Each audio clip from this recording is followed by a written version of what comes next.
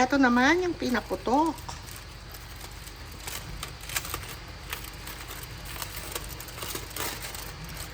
Yan. Ang bango, grabe. Pagbukas pa lang suminaw na yung amoy. So, ito po yung pinagkaibahan ng steamed tilapia at saka pinaputok na tilapia. Hi cooks! Welcome back! So, meron ako ditong mga tilapia. 5 malalaking tilapia. Yan, na hiniwaan sa bandang tiyan. Kasi papalamanan natin to. Nalinisan na yan. At naasinan na rin. Tignan nyo, ang lalaki, di ba? Yan. So, papalamanan natin siya. Ito na yung ready ko para sa palaman ng tilapia natin. Sibuyas, kamatis, bawang, at saka luya. Ngayon, lalagyan ko na lang siya ng asin. Ganyan karami. Pwede na. 1 teaspoon. Pamintang durog. Yan. Lagyan natin. Mas masarap, mas maraming paminta. Kung gusto nyo ito ng maanghang, pwede kayong maglagay ng sili. Siling labuyo o kaya siling green. Ang bango nito mga mino.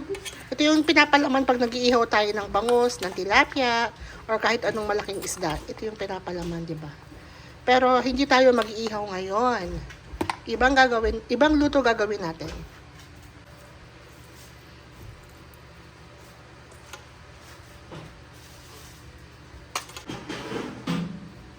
Palamanan natin. Lagyan natin hanggang ulo.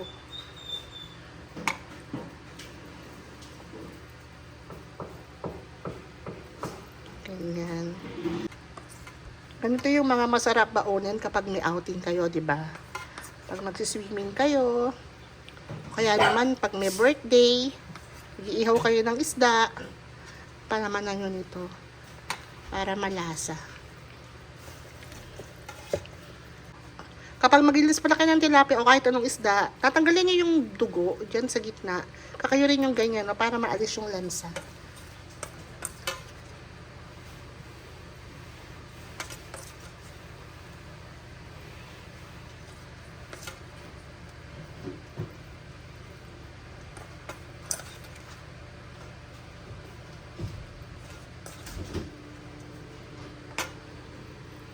Ayan na. So, hindi natin ito kailangan tahiin o kailangan pang isaradong-sarado kasi babalutin naman natin ito. Kuha tayo ng foil. Papahiran natin ng margarine. Sapin na natin ang luya. Ng kamatis. Sibuyas. Ayan. Dahon ng leeks. And then, ipatong na natin yung tilapia. Patungan ulit natin ng luya. Kamatis. Sibuyas. And then, close na natin.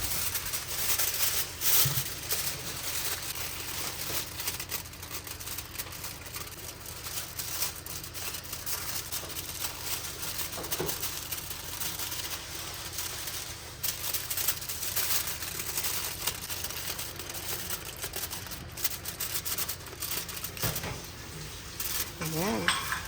Okay na to. Dito gagamitin ko used oil. Okay lang naman kahit used oil na yung gamitin nyo. Nakabalot naman yung isda natin. Lagay na natin. Maglalagay lang ako ng konting water. Para i-steam lang din natin siya.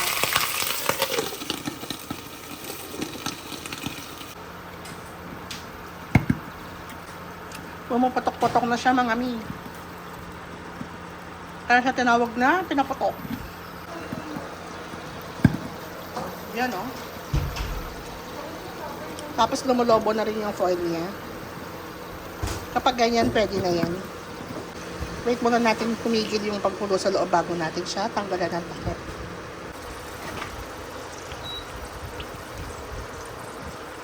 Okay na to.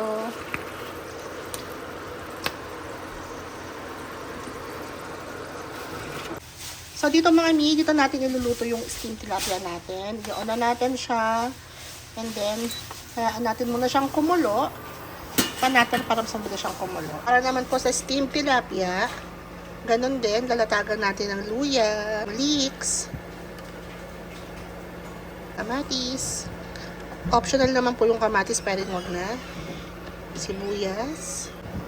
Yan. Lagay natin yung isda. Sana magkasya.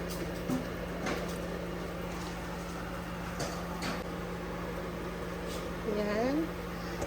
And then yung tira nating mga luya. Sibuyas ulit.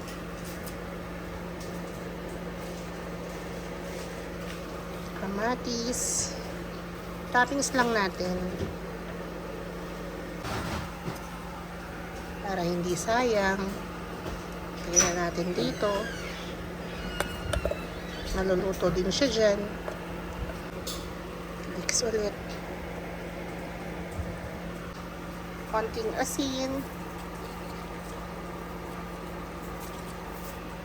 Konting paminta.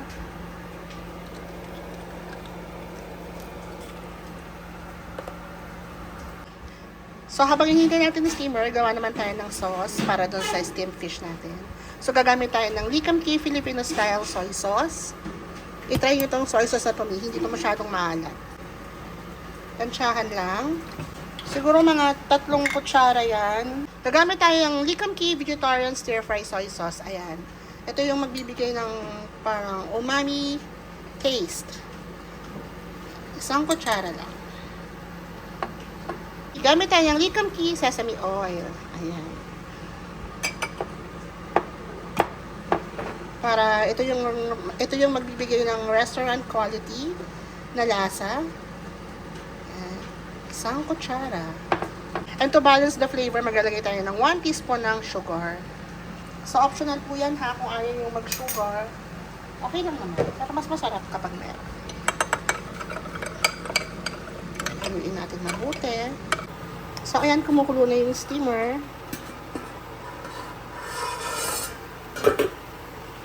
Ilalagay na natin to. Hindi ko lang alam kung kakasya. Kasya kaya? Oh my God, hindi kasya. So, mga min, para-paraan na lang tayo, no? Dito na tayo mag-steam para magkasya tong lagayan ko.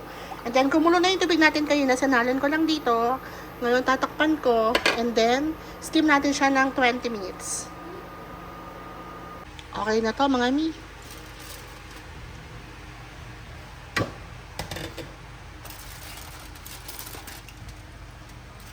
Ayan, luto na yung ating steamed fish, steamed tilapia. Ngayon, tsaka natin ibubuhos yung ating, alisin muna natin siya dyan. So, ito na, ibubuhos, so ito na mga yung sauce na ginawa natin kanina. Ngayon, ibubuhos lang siya natin dito sa ibabaw ng ating steamed fish.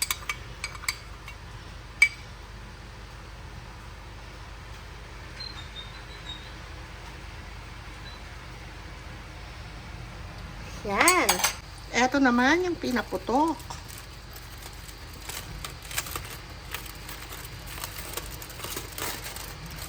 Yan. Ang bango, grabe. Pagbukas pa lang, suminaw na yung amoy. Kumatas na rin siya, oh. Sarap sa kanin yan lang amin. So, ito po yung pinagkaibahan ng steamed tilapia at saka pinaputok na tilapia. Ayan. So, syempre, titikman natin, di ba? Wow. Lutong-luto naman siya mga miyo. Tikman natin. Una ko nalasahan yung luya. Kuha tayo ng kamatis. Ang sarap. Ganda rin ang luto niya.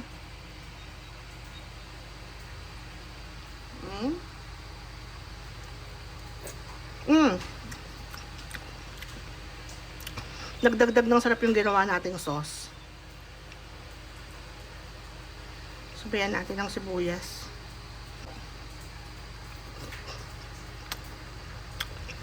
Ang sarap sa kanin ito. Ayan o. Lutong-luto naman siya hanggang loob. Ang sarap ng sauce nito. Yung katas niya. Sarap sa kanin yan. Kain po. Kung papipiliin nyo ako kung anong masarap, para silang masarap pero magkaibang lasa nila.